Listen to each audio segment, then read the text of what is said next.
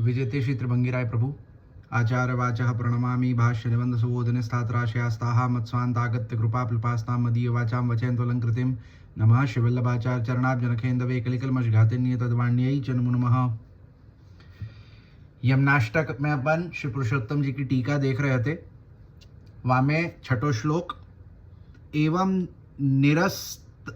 निरस्त साम्यत्व बोधनेनाधिक वर्णनाशक्तिं समर्थयित्वा नमामित्यादौ नमनस्याग्रे नमतेत्युपदेशे कैमुतिकेन हेतुतोक्त्यापि चरितार्थ्यान्न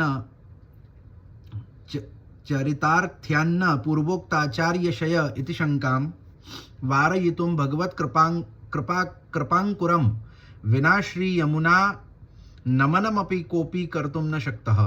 कुतस्तरां नमनातिरिक्तमित्याशयमग्रिमे स्वयमेव प्रकाशयन्तीति नास्मदुक्तं विरुद्धमित्याशयनाग्रिममवतारयन्त्येतादृश्यामित्यादि एतादृश्यामिति वैषयिकाधिकरणसप्तमी दुर्लभमिति भगवत्कृपाङ्कुरं विना तत्र तादृक्श्रद्धाया एवा अनुदयात् तथेत्यर्थः। इस प्रकार यहाँ तक श्री यमुना जी की समानता करने में कोई भी समर्थ नहीं है, यह बताने के द्वारा श्री प्रभुचरण इससे अधिक श्री यमुना जी का वर्णन करने की शक्ति किसी में नहीं है, इस बात को अपना समर्थन देते हुए आगे यह भी बता रहे हैं कि यद्यपि आप श्री स्तोत्र के प्रारंभ में नमामि पद से श्री यमुना जी को केवल नमन कर पाना ही संभव है, अन्य कुछ भी नहीं। इस बात का तात्पर्य नमत कृष्ण तुर्य प्रियाम इस श्लोक की व्याख्या में बता चुके हैं। क्या कह रहे हैं कि यहां तक जो निरूपण कियो कि श्री यमुना जी की समानता कोई हो नहीं कर सके। अपन ने श्री यमुना जी की समानता के चलते गंगा जी को वर्णन देखियो, लक्ष्मी जी को वर्णन देखियो, तो यमुना जी की समान कोई नहीं हो सके हैं। काहे कि यमुना जी एकमात्र हैं जो जीवन को भगवान के सन्मुख करे है, भगवान से संबंधित करे है, उनको भगवत प्राप्ति करावे है, उनको भगवत सेवोपयोगी अलौकिक देह प्रदान करे है। और या प्रकार के अलौकिक देह प्रदान करवे की सामर्थ्य गंगा जी जैसे में हु श्री यमुना जी के संबंध सु आई है। और लक्ष्मी जी जो है वो तो भगवान सु दूर ही करे हैं, यासु उनकी तो कोई प्रकार सो हु यमुना जी की समानता हो ही नहीं सके है। अब या के बाद फिर आगे येहू कह दियो कि जितनो वर्णन अभी ताई श्री यमुना जी के स्वरूप को कियो। शुरू के 4 श्लोकन में हूँ श्री यमुना जी के स्वरूप को वर्णन कियो, 5वें श्लोक में हूँ श्री यमुना जी के गुणन को वर्णन करते भय जो है उन श्री गंगा जी और श्री लक्ष्मी जी को प्रसंग इत्यादि बतायो। यासु अधिक श्री यमुना जी के महात्म्य को वर्णन आप श्री के गुणगान कोई नहीं कर सके हैं, ये बात श्री गोसाई जी कहे हैं।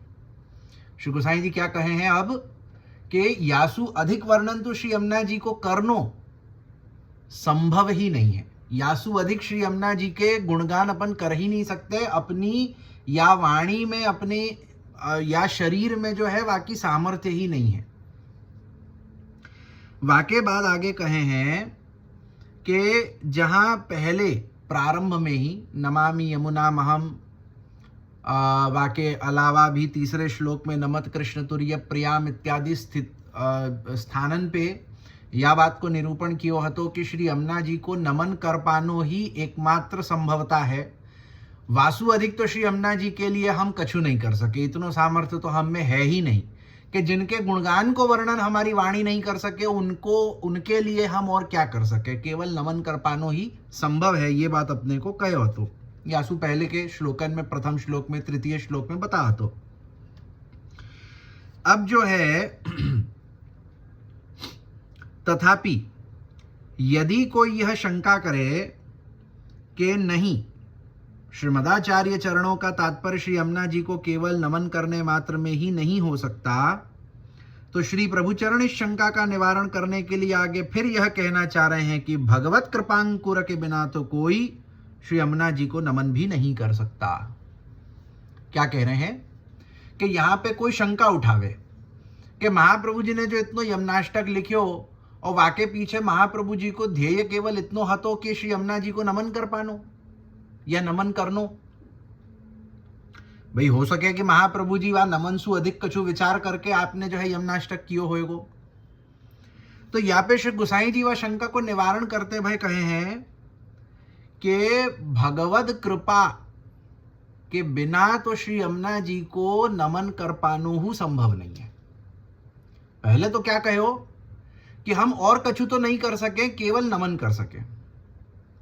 अब यहां क्या कह रहे हैं कि नमन कर पानु तब संभव होएगो जब भगवत कृपा होएगी। भगवत कृपा बिना तो नमन कर पानु संभव नहीं है। श्री यमुना जी को स्वरूप तो ऐसो है, श्री यमुना जी को तो अन्य कछु नहीं, केवल नमन कर सके, और वो नमन हु भगवत कृपा होए तो ही कर सके, अन्यथा नहीं कर सके। या प्रकार को अर्थ कहे। फिर नमन के अतिरिक्त कुछ अन्य सेवा करने की बात तो दूर रही कि भाई जब नमन कर पानो ही भगवत कृपा बिना संभव नहीं है, तो नमन सु अधिक कछु सेवा यमुना जी की करनी है कहां सु संभव बन पड़ेगा। संभव ही नहीं है अपने जैसे लौकिक जीवन के लिए। अपने इस आशय को आप श्री अग्रिम श्लोक की विवृत्ति में स्वयं ही प्रकाशित कर रहे हैं एवं यह कहना चाह रहे हैं कि हमारे कहे में कुछ भी विरुद्ध नहीं है। यही बात को निरूपण आगे या छठे श्लोक में श्री गोसाई जी ने कियो है, जहाँ पे खुलासा जो है वो श्री पुरुषोत्तम जी करे हैं कि भाई हम जो या बात को कहे हैं या में कछु विरोध नहीं है। यमुना जी को स्वरूप इतनो माने वा लेवल को है कि जहां शेष जी भी अपने सहस्त्र मुखन से उनको वर्णन नहीं कर सके, तो ऐसे को हम क्या कर पावेंगे। भगवान कृपा करेंगे कछु तो हम उनको नमन कर पावेंगे, अन्यथा नमन कर पानो हमारे सामर्थ्य के बाहर की वस्तु है। इस बात को आप श्री एतादृश्याम इत्यादि शब्दों से आरंभ कर रहे हैं। एतादृश्याम शब्द में वैषयिक एवं अधिकरण सप्तमी का प्रयोग है। प्रभुचरण आगे श्री यमुना जी को नमन करना भी दुर्लभ है, ऐसा इसलिए कह रहे हैं क्योंकि भगवत कृपांकुर के बिना तो किसी में श्री यमुना जी के प्रति ऐसी श्रद्धा ही उपज नहीं सकती। यह अर्थ है। क्या कहे हैं कि सबसे पहले तो श्री यमुना जी को नमन करने के लिए श्री यमुना जी के प्रति श्रद्धा होवे की आवश्यकता है, और श्री यमुना जी में या प्रकार की श्रद्धा होनी वो केवल भगवत कृपा से ही संभव है। भगवान कृपा करेंगे तब जाकर के हमारे हृदय में श्री यमुना जी के प्रति श्रद्धा को जो है वो आविर्भाव होएगा, और जब हमारे हृदय में श्री यमुना जी के प्रति श्रद्धा होएगी तब जाकर के हम में या भांति को भाव आएगा कि हम श्री यमुना जी को नमन करें। चूंकि प्रभु चरणों ने यहाँ श्रीमदाचार्य चरणों का यह तात्पर्य सिद्ध किया है कि श्री यमुना जी का स्वरूप और महात्म्य इतना अद्भुत है कि उनको नमन या प्रार्थना करने के अतिरिक्त अन्य उनकी कुछ भी सेवा करने में कोई समर्थ नहीं है। अतः यदि कोई पूर्व पक्षी इस भाव को न जानते हुए इसे श्री यमुना जी के प्रति आचार्य चरणों की प्रार्थना न मानता हो, तो श्री पुरुषोत्तम चरण आगे प्रभु चरणों का अभिप्राय बताकर पहले उस शंका को उपस्थित कर रहे हैं एवं पश्चात उसका निराकरण भी कर रहे हैं। सो क्या कहे हैं कि श्री गोसाई जी ने श्री महाप्रभु जी को जो तात्पर्य है वाको बतायो कि यमुना जी को स्वरूप इतनो अद्भुत है, श्री यमुना जी को महात्म्य इतनो अद्भुत है कि उनको नमन कर पानो या कछु प्रकार की प्रार्थना कर पानी हूँ संभव नहीं है जब ताई भगवत कृपा न होए। अब यहाँ में जो है या भाव को न जानते भाई अगर कोई पूर्व पक्षी शंका करे तो वह शंका को खुलासा यहाँ जो है श्री पुरुषोत्तम जी आप करे हैं। ननु प्रार्थना व्यतिरिक्तार्थांतरेपि तथा प्रयोगान्नेदम गमकमित्यत आहुरद्भुतत्वमेवेत्यादि अन्यथा चरित्रस्याद्भुतत्वं नोपपादयेयुः इदमपि तत्रैव उक्तम्। गण्डूषमात्रमप्यम्बु पीत्वा भवति सोमपाः सप्तक्रत्वश्च सप्तैव सोम संस्थाः समाप्नुयादिति विनिग्राह्यास्त्वया भ्रातर्ये नराः पापकारिणः तानहं तारयिष्यामि प्रापस्यामि च सुरालयमिति तथा च यस्या ईदृशं चरित्रं तस्या उत्कर्ष ज्ञानं न भगवद कृपांकुरं विना तदभावे तदभावान्न नमन मपित्यति दुर्लभत्वात् तदर्थमपि कृपापेक्षितेति प्रार्थनैवार्थ इति भावः।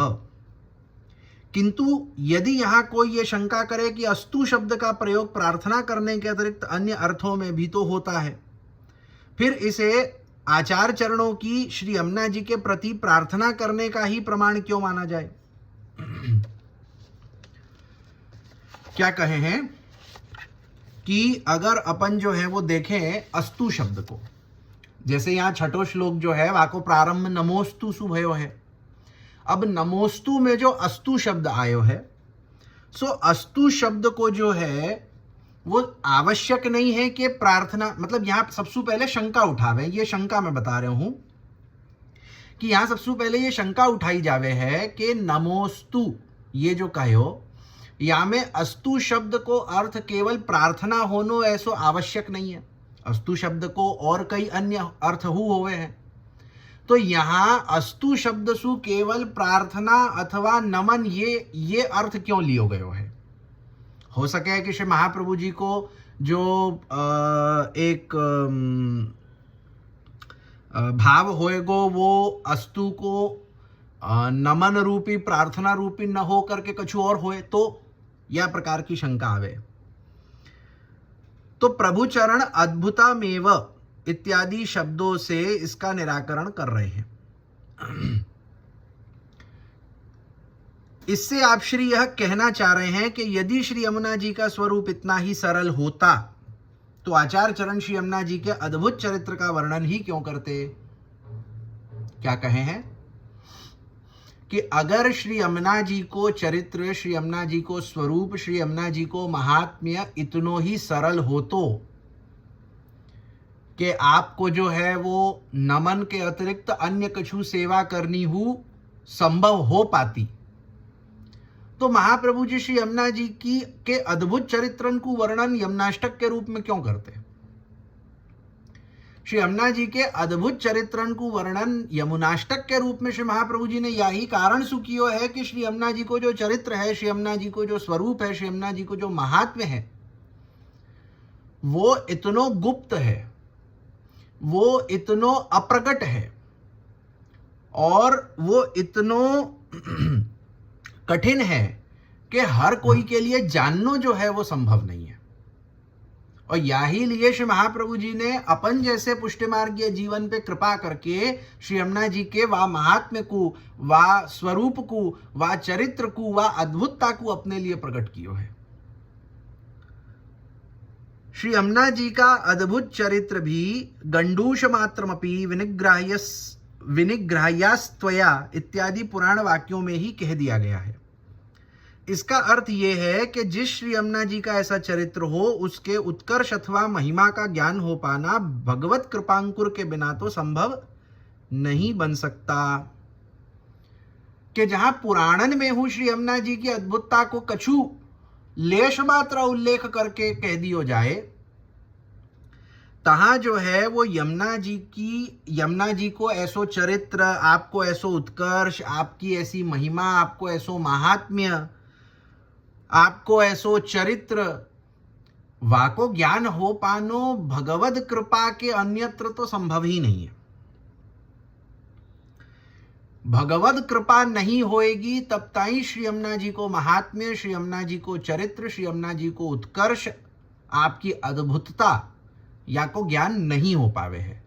ये बात यहां कहे।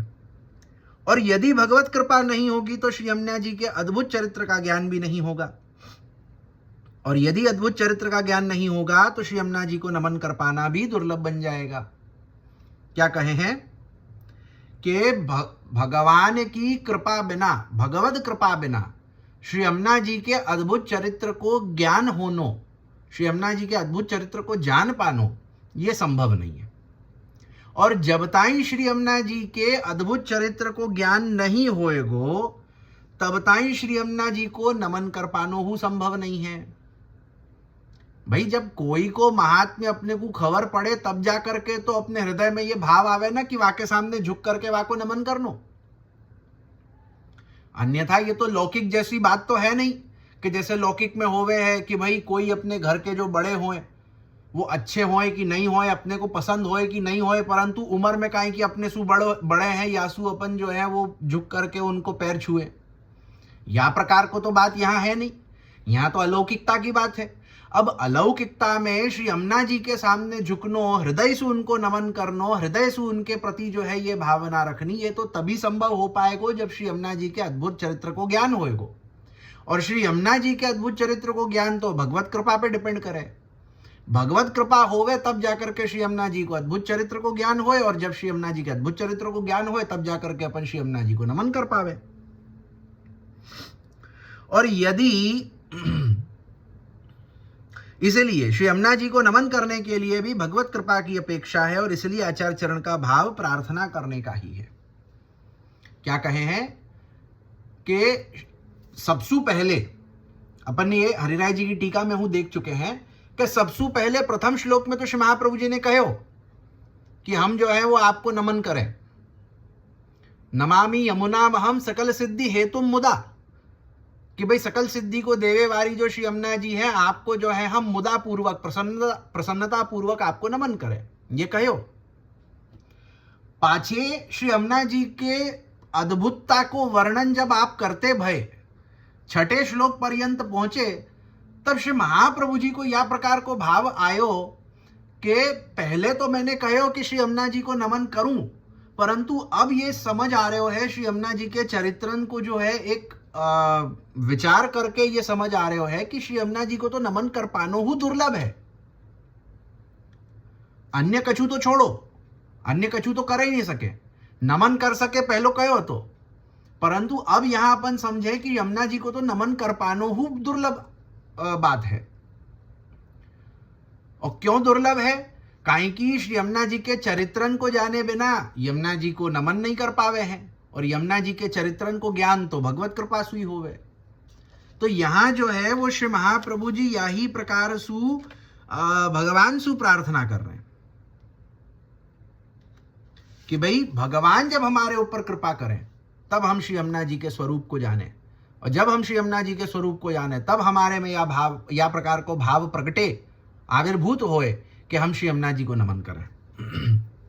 मूले पयप्पाने युष्मदनुरोधेन यातना भावेपि स्वस्याधिकृतत्वादल्पदण्डं तु दास्यत्येवेत्यत आहुर्यमोपित्यादि उस्तर्के इदमपि तत्रैव यमुने कृपया पापा नवश्यं तारयिष्यसि मयि त्वया दया कार्या निर्दये निग्रहीतरीति यमे नोक्तम् एवमस्तु मदम्भोभिः स्नात्वा त्वामादरान्नराः दशभिश्च चतुर्भिश्च तर्पयिष्यन्ति नामभिः तेन हिंसापरोऽपि त्वं घृतकल्पो भविष्यसि निरातंका भविष्यन्ति भवतो येऽपि पापिनः इति यमुना वाक्यैरेव सिद्धम् उपपत्तिमात्रं परं तर्क्यत इत्यर्थः। मूल श्लोक में जो मूल श्लोक में आया है ना कि यमोपि भगिनी सुतान कथमुहंति दुष्टानपि प्रियो भवति सेवना तव हरेरता गोपिकाः, सो कहे हैं कि मूल श्लोक में जो हे श्री यमुना जी आपका पयपान करने के कारण जीव को यम यातना नहीं होगी, यह कहा गया है। मूल श्लोक में कहो कि जो श्री यमुना जी को पान करे, पयप पान करे, तो पयप पान माने क्या? श्री यमुना जी को पान करनो वा प्रकार सु है जैसे एक माता को अपन स्तनपान करें। एक माता जैसे अपने बालक को स्तनपान करा करके वाको पुष्ट करे है, वही प्रकार से श्री यमुना जी को जब अपन पान करे तो अपन पुष्ट होवे। और श्री यमुना जी को पयप पान करवे सु क्या होवे है? जीव को यम यातना नहीं होवे। यम यातना क्यों नहीं होवे वो सब पहले वर्णन अपन पहले की टीका में देख चुके हैं कि यमराज जो हैं वो यमुना जी के भाई हैं, और जो जीव यमुना जी को पयप पान करे वो यमुना जी को पुत्र रूप है जाए, तो यमराज जो है वो यमुना जी के पुत्र को कोई हु प्रकार सु जो है वो दंडित नहीं करे, यातना नहीं देवे, या प्रकार को भाव जो है वो पहले बता चुके। तो प्रश्न यह उपस्थित होता है कि चलो श्री यमुना जी के कारण यमराज उसे यातना न भी दे, परंतु अंततो गत्वा यमराज को दंड देने का ही तो अधिकारी बनाया गया है, अतः वह उसे अल्प मात्रा में तो दंड देगा ही। कि चलो मान लियो कि यमुना जी के पुत्र को भाव होए सु जो है वो यमराज अपने को दंडित नहीं करेगा, परंतु जब विचार किया जाए तो अंततो गत्वा तो यमराज को कार्य ही है दंडाधिकारी को। अब वहां में बहुत अधिक नहीं परंतु कछु ना कछु तो दंड देनो तो पड़ेगा ही ना, वाको कार्य है या प्रकार को, तो फिर या में कैसे होएगा फिर? तो इस प्रश्न का स्पष्टीकरण आचार्य चरण यमोपि इत्यादि शब्दों से दे रहे हैं। इस श्लोक में प्रत्युक्त हुआ ऊ शब्द विचार के अर्थ में प्रयुक्त हुआ है, यानी इसका तात्पर्य यह हुआ कि यमराज तो श्री यमुना जी के पुत्रों को दंड देने का विचार भी नहीं कर सकता।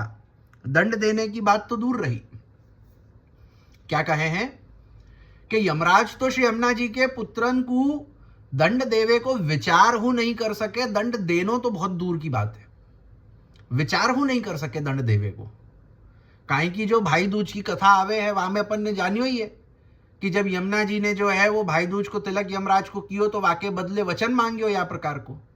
तो यमराज ने जो है वो अपने भगनी अपनी बहन को जो है या प्रकार को वचन दियो है। तो यमराज तो उनको हाथ लगाना तो छोड़ो, विचार हूं नहीं कर सके कि वो उनको कोई प्रकार को दंड देवे। यमराज श्री यमुना जी के पुत्रों को दंड देने की सोच भी नहीं सकता। यह बात तो यमराज के श्री यमुना जी के प्रति कहे यमुने कृपया इस यम वाक्य द्वारा एवं उसके प्रत्युत्तर में श्री यमुना जी के यमराज को कहे एवं अस्तु मदम्भो भी इस वाक्य द्वारा ही सिद्ध हो जाती है। कि जो मैंने अभी कही ना कि पुराण वाक्य है, यह कथा अपने को खबर है कि यमराज ने वचन दियो है और यमुना जी ने वो वचन लियो है। तो यमराज जो है वो तो यमुना जी के पुत्रन को जिनने यमुना जी को पयपान कियो है, जिनने यमुना जी को अपनी मां मान्यो है, यमराज की सामर्थ्य नहीं है कि उनको जो है वो छू हो जाए। छूनो तो दूर की बात, उनके प्रति जो है उनको दंडित करवे को विचार हुई यमराज नहीं करे। यहां तो आचार्य चरणों ने यम यातना न होने में केवल पयपान की उपपत्ति मात्र ही बताई है, यानी केवल तर्क देकर ही बताई है, परंतु श्री यमुना पुत्रों को यम यातना न होने का प्रमाण तो उपर्युक्त शास्त्र वाक्यों में पहले से ही बताया जा चुका है। यह अर्थ है, क्या कहें कि ये जो बात श्री महाप्रभु जी ने यहाँ यमुनाष्टक में कहो है कि यम यात्रा नहीं भोगनी पड़े जो यमुना जी को पयपान करे, तो महाप्रभु जी जो है वो एक प्रकार की केवल जो है वो उदाहरण मात्र दे रहे हैं। मूल प्रमाण तो पुराण वाक्यन में है, पुराण वाक्य तो प्रमाण होवे हैं। श्री महाप्रभु जी जो हैं वो तत्वार दीप निबंध के अंतर्गत सर्वनिर्णय प्रकरण में पुराण प्रकरण जो उप प्रकरण आवे है वहां में श्री महाप्रभु जी बहुत स्पष्ट रूप से आज्ञा करे हैं कि पुराण तो वेदंसु पूर्व है, वेदंसु पहले पुराण है। पुराण को जो प्रागट्य महाप्रभु जी माने हैं सो वेदंसु पूर्व माने हैं, और पुराणन को हु वेद समान ही प्रमाणित महाप्रभु जी माने हैं कि पुराण क्यों एक एक वचन एक एक वाक्य जो है वो वेद समान श्रुति प्रमाण समान है। तो जब पुराणन में यह बात को वर्णन आ गयो कि यमुना जी ने जो है वो यमराज सु या प्रकार को वचन लियो, यमराज ने या प्रकार को वचन यमुना जी को दियो कि जो आपको पयप पान करे, जो आपके जल को पान करे वो आपको पुत्र रूप होएगो, और वाको दंडित करवे को तो यमराज विचार हु नहीं करेगो। सो पुराण प्रमाण सु ही या बात को जो है अपन प्रमाणित कर सके हैं। महाप्रभु जी ने तो केवल वाको एक उदाहरण मात्र दियो है। महाप्रभु जी अपने मनसु कछु नहीं कह रहे, महाप्रभु जी प्रमाण वाक्य को ही उदाहरण देकर के कहे हैं। यथा गोपिका इति प्रियत्वे उदाहरणम अन्यथा बहुषु भक्तेषु सत्स्वप्येकादशे तास्वे वैकतानत्वेन प्रियत्वं न वदेदतस्तथेत्यर्थः। प्रिय भवने दृष्टान्ताश्चायं सेवनस्य हेतोस्तुल्यत्वात् तेन ब्रह्मत्वेन सेवने रसो यः परमाधार इति तथा सेवकस्य प्रियत्वं युक्तमेव। अतः प्रतिबंधक निवृत्तिरर्थादेव सिद्ध्यतीति भावः। एतावदन्तं व्याख्यानं प्रभूणाम् अग्रे तदाज्ञप्त श्री गोकुलनाथानाम् अत्रापि स्वसेवनात् गोपिका वद भगवत प्रियत्व संपादकत्व रूपम षष्ठम ऐश्वर्यम स्पष्टम। आचार्य चरणों ने यथा गोपिका इत्यादि शब्दों से भगवान को जो सबसे अधिक प्रिय गोपिकाएं हैं उनका उदाहरण दिया है कि वाके साथ साथ जो है श्री महाप्रभु जी ने गोपिकान को हु उदाहरण दियो है कि जहां श्री महाप्रभु जी कहे हैं कि प्रियो भवति सेवनात् तव हरेर्यथा गोपिकाः, कि गोपिकान के जैसे गोपिकान को उदाहरण दियो कि गोपिकाएं जो है वो भगवान को सबसु अति प्रिय है। गोपिकांशु अधिक जो है वो भगवान को कोई और प्रिय नहीं है। तो भगवान को सबसे अधिक प्रिय गोपिकाएं ही है। यदि यह सत्य न होता तो भगवान के तो अनेकों भक्त हैं, तथापि 11 स्कंद में उन्होंने केवल गोपिकाओं को ही सबसे अधिक प्रिय और उन्हें भगवान में एकनिष्ठ न बताया होता। यह अर्थ है कि अगर भगवान को गोपिकाएं सबसे अधिक प्रिय नहीं होती तो भगवान 11 स्कंद में या प्रकार को वचन नहीं कहते कि मोको सबसे अधिक प्रिय गोपिकाएं हैं। भगवान के तो अनेक भक्त हैं। भागवत में ही अपन देखें तो भगवान के कितने भक्तन को वर्णन है, प्रहलाद जी को, ध्रुव जी को, अनेक भक्तन को। परंतु फेरी हूं गोपिकान को वर्णन भगवान ने 11 स्कंद में उद्धव जी के प्रति कहो है कि मोको सबसे अधिक प्रिय जो है वो गोपिकाएं ही है। इसीलिए आचार्य चरणों ने भी श्री यमुना जी की कृपा से जीव भगवान का किस प्रकार का प्रिय बनेंगे इसे समझाने में गोपिकाओं का उदाहरण दिया। तो यासु श्री महाप्रभु जी ने गोपिकान को उदाहरण दियो है कि श्री यमुना जी की कृपा सु जीव भगवान को क्या प्रकार को प्रिय बनेगो, तो गोपिकान के प्रकार को, कि जहां गोपिकाएं हूं भगवान की प्रिय बनी श्री यमुना जी की कृपा सु। गोपी गीत के प्रसंग में आवे है ना कि जब सब कछु प्रकार को साधन करने के बाद निस्साधन होकर के जब गोपिकाएं श्री यमुना जी के तट ऊपर आकर के जब रुदन करवे लगी, तब जाकर के श्री यमुना जी की कृपासु जो है उनको भगवत प्राप्ति भई। तो यमुना जी की कृपासु गोपिकान को इतनो जो है एक इतनी कृपा भई गोपिकान के ऊपर कि उनको भगवत प्राप्ति है गई। और श्री यमुना जी की कृपासु गोपिकान में भगवान के प्रति इतनो प्रेम उमड़ो कि भगवान ने यह बात को स्वीकार कियो कि गोपिकान सु अधिक प्रिय मोकू और कोई भक्त नहीं है। तो वही बात को उदाहरण देकर के श्री महाप्रभु जी यहां अपने को समझावे है कि भाई जीव जो है वो भगवान को कितनो प्रिय बनेगो, श्री यमुना जी की कृपा सु जितनी गोपिकाएं भगवान की प्रिय बनी है। और भगवान ने जब स्वयं सु यह बात को जो है वो उल्लेख कियो है कि मोको गोपिकान सु अधिक कोई और प्रिय नहीं है, तो अब यासु हम समझ ही सके कि श्री यमुना जी की कृपा सु कितनो बड़ो कार्य होवे।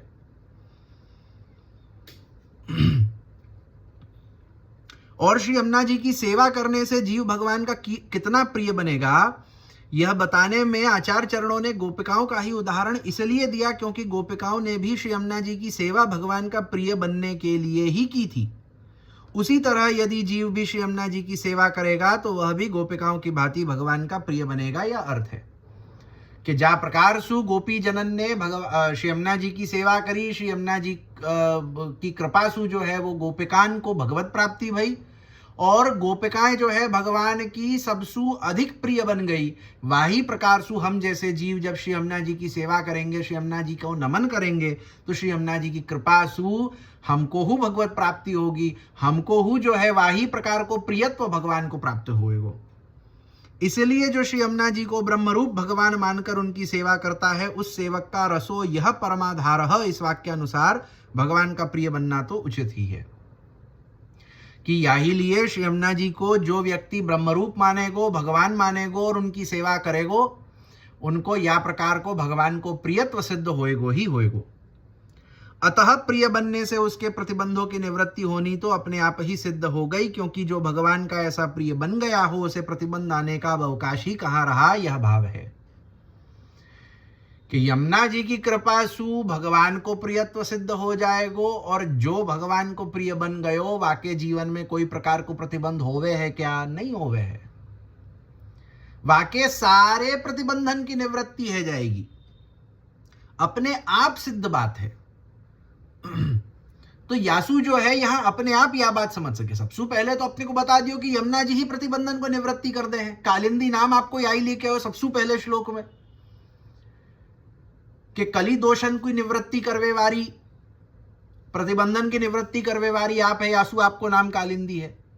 ये बता करके जो है वो पहले यमुना जी ही प्रतिबंधन की निवृत्ति कर दे और वाही के साथ साथ ये कहो कि जब यमुना जी की कृपा सु अपने को भगवत प्रियत्व प्राप्त होवे, अपन भगवान के प्रिय बन जावे, तब वहां में ऐसी परिस्थिति में कोई प्रकार को प्रतिबंध होनो ये तो या को प्रश्न ही नहीं उठे। अपने आप ही ये भगवान को प्रियत्व हो जानो, या ही तर्कसु या बात को खंडन हो जाए कि कोई प्रकार को प्रतिबंध रहे नहीं। जब भगवान के प्रिय हो गए तो क्या बचो फिर। यहां तक के व्याख्यान प्रभुचरणों ने किया है।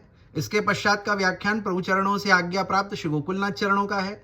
इस श्लोक में भी अपनी सेवा के द्वारा गोपिकाओं की भांति जीव को भगवान का प्रिय बना देने वाला श्री यमुना जी का छठा ऐश्वर्य स्पष्ट किया गया है। तो यहाँ ताई जो है वो अपन ने देखे हो तो के यहाँ ताई छठो श्लोक को जो विवृत्ति है, जो वाकी टीका है, वाको निरूपण जो है श्री गोसाई जी ने किया तो जाके ऊपर श्री गोसाई जी की टीका के ऊपर टीका श्री पुरुषोत्तम जी ने करी, जो अपन ने यहाँ ताई देखी। या के आगे 7, 8, 9 ये जो 3 श्लोक है, या की विवृत्ति श्री गोकुलनाथ जी ने करी है, श्री गोसाई जी की प्राप्त नहीं होवे है, श्री गोकुलनाथ जी ने वहां पे करी है। तो वाको निरूपण फिर आगे करेंगे। और यहाँ छठे श्लोक के द्वारा श्री यमुना जी को छठो जो ऐश्वर्य है वो स्पष्ट रूप से होवे है कि श्री यमुना जी की सेवा के द्वारा गोपिकान की भांति जीव जो है वो भगवान को प्रिय बन जावे। तो यमुना जी की सेवा सु जो है वो भगवान को प्रियत्व होनो, ये श्री यमुना जी को जो है वो छठो ऐश्वर्य है। सो यहाँ छठो श्लोक अपनो पूरो होवे। आगे 7वां श्लोक कल देखेंगे। शिव वल्लभाधीश की जय।